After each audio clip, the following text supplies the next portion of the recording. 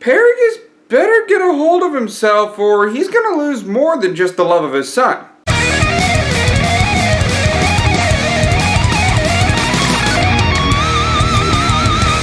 What's up everybody, StevDeS here and welcome to another edition of Dragon Ball Days.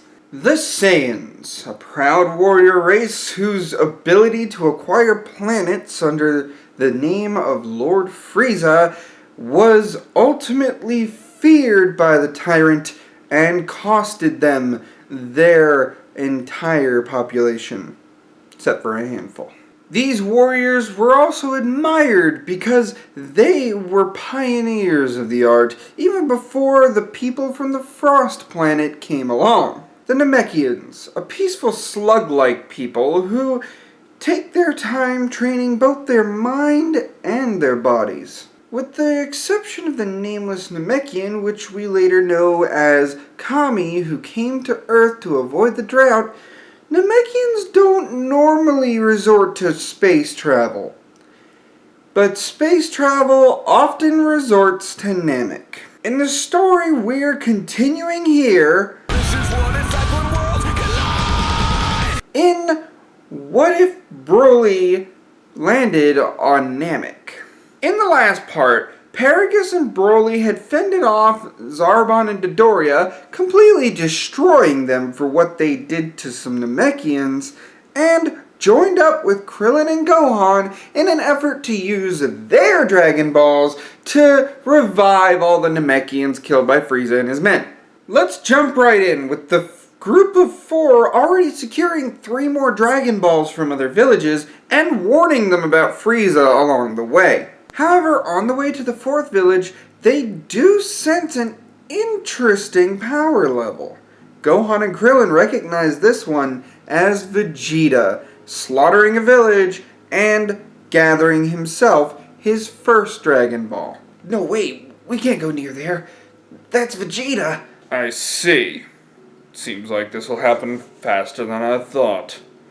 Broly, take them to Elder Guru. They're going to need it. Then regroup back with me once you're done. What are you going to do? It's time I settled this score. Father, are you sure you can do this? That was an order, Broly. Now do it. Broly takes off with Krillin and Gohan heading towards Lord Guru's so they can secure the 4th Dragon Ball and get a little upgrade for the 2. Your dad, he is very protective of me. Overly, but, you're way stronger than him. Why don't you just follow your own path? I respect my father too much. He is my family. So just like this planet, I wish to protect him. My home and my family is on Namek. And that's what matters to me now. Meanwhile, Vegeta has destroyed the village, just like in the anime, and retrieved his first Dragon Ball. Paragus arrives on the scene and fears that he did in fact make it too late, but once he sees that spiky hair, he knows exactly who's to blame. Vegeta notices the Saiyan in Namekian garb and watches him land. Well, what do we have here? A Saiyan on this Dust Bowl planet. And you, Prince. You should have stayed on planet Vegeta. How cute. You don't know. Know what? Planet Vegeta was destroyed long ago. There's only one other Saiyan that I know of, and he's on Earth. Then the grand total will be 2 by the time I'm done with you. Fine, old man. I'll entertain that thought. Meanwhile, Broly is introducing himself and the Earthlings to Nail. Avishta, aquí está Nail. Kado, Broly. Matone Span. Espen, Krillin. Akuhan, Niando, Earth. Ah, so we can talk their language then. Good. Indeed. But I gotta go, because Father's fighting alone. These intruders, they're a lot stronger than Namek could have prepared for. I'm hoping Lord Guru will help these 2. While this is going on, the battle rages between Vegeta and Paragus, and clearly Vegeta's got an advantage. However, this is where Paragus pours all of his energy together and focuses it into a bright ball in his hand. That's right, Paragus knows the Power Ball technique. Two things came to the conclusion of Paragus learning the technique. Notice I said learning. The first thing is Paragus' motives. He wanted the best for Broly, and he knows that Broly had the little attitude thing. If meditation wouldn't have been enough, he would have needed another way out, other than, the Namekian Dragon Balls. With that logic, why not just the electric collar? Well, I don't think Namekians would have smiled upon that option. Therefore, a logical decision would be to remove Broly's tail and keep his own. That way, he can go Great Ape and Broly can't, allowing him to have an advantage over his son should the worst happen. Second, Paragus would have knowledge over the Saiyan's techniques, meaning he would know that the Power Ball is at least able to be done. And with all that time on Namek, you can bet he was practicing and trying to figure it out.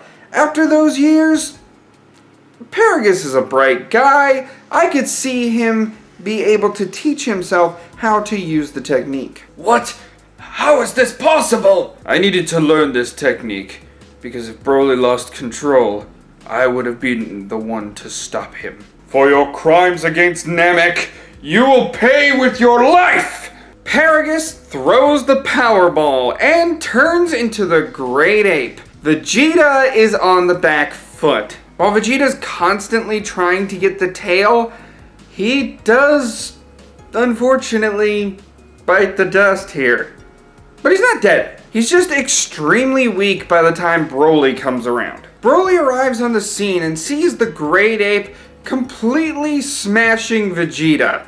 And he gets in the way. He is one of us, Father. He's beaten. You don't have to do this. Silence, Broly. You don't understand. This man must pay for the sins of his family. You could have had a life with me. Instead, his family feared you and out of jealousy wanted to send you to Vampa. The prince now must pay for the sins of the Saiyan royal family. Broly begins fighting Paragus in his Great Ape form, and he's actually meeting blows with him. Instead of dodging, he's actually meeting punch for punch. Vegeta is staggering to get up, and eventually he is able to walk backwards a few feet, just as Krillin and Gohan arrive on the scene. Oh, great. Now I have to look at both of you. What are you doing here? We're here to revive our friends. We're not here to help you. Wow, Krillin, look at him go. Even when we fought Vegeta in his Great Ape form, we couldn't even touch him. But the old man, Paragus, he's meeting blows with Broly. Yeah, it kind of reminds me of how easily he took care of that pink guy and that green-haired guy. Zarbon and Dodoria are dead? This can't be good. Damn it. I need your help.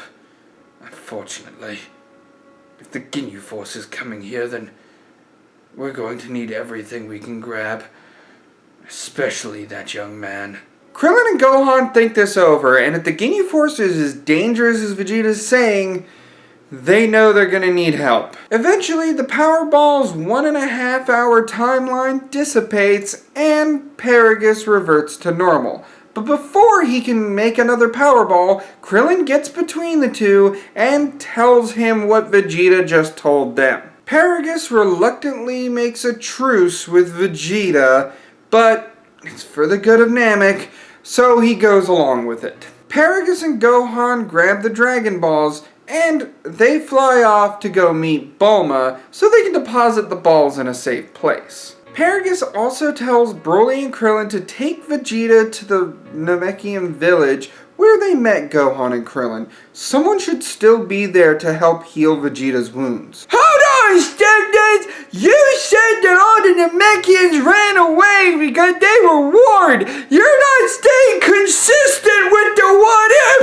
Unsubscribe and flag the video! Take it off of YouTube! Well, I'll show him and I'll make him cry to his mommy. Let me explain. Calm down. I feel like some older Namekians, like can barely walk older, would allow the young crowd to go ahead to help them survive. If their planet is doomed, then that means the best course of option would be the older Namekians staying and dying in their homes. It's a grim thing, but it is the logical thing at the end of the day. Broly is more than happy to see Mori alive and well still, and Mori reciprocates by healing Vegeta's wounds as per Broly's request. Gohan leads Paragus into the cave, where they meet Bulma, and Bulma tells them about the 6 days that Goku is traveling to come to Namek. Is this Goku strong? Yeah, he's my dad, and he's the strongest fighter on Earth. Oh, and he's a Saiyan like you. Incredible. So that would make you a half-breed. Remarkable. They head back to the village and meet up with Vegeta, Broly, and Krillin. Vegeta takes this opportunity to get one good slug in at the old man. And then Broly gets one good slug in. Krillin stands between the two and acts as a mediator, and with Broly's brawn, he can play bad cop. Soon enough, 5 pods land, but there is enough time for the Z crew to understand what they're up against and come up with a plan. While Paragus, Vegeta, and Broly are all heading an assault on Frieza's ship, Gohan and Krillin are to conceal their power levels, sneak onto the ship, and steal the Dragon Balls. Gohan and Krillin take an alternate route, and as Vegeta, Broly, and Paragus make the scene, it's not long before we get Ginyu Tokusentai. Thanks to all the commotion, it is a successful mission, and the Ginyu Force falls similarly to the anime, with Recoome and Guldo biting the dust first. It's after witnessing Broly's power completely eclipse Vegeta's that Ginyu gets the idea. Ginyu orders a purple spiral flash, and Jason Birder are more than happy to deliver. This gives Ginyu just the right opportunity to body swap with Broly.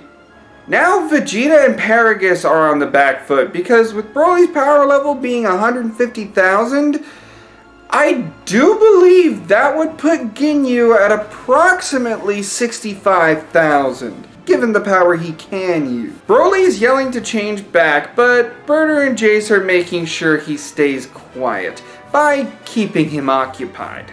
With this battle beginning to go south, this is where we're going to leave things, with a poll. Given that the timeline can't just end here, there has to be somewhere to go.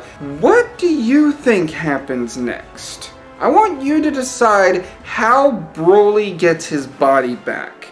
Because of how many different set pieces there are, I want you to tell me this one in that poll above. For more what-ifs in the realm of video gaming and Dragon Ball alike, such as if Tarble was in the scenario, go ahead and hit that subscribe button. Like the video if you enjoyed it, and as always, I'll see you in the next one. Ciao. Well, I'll show him not to mess up with his motives.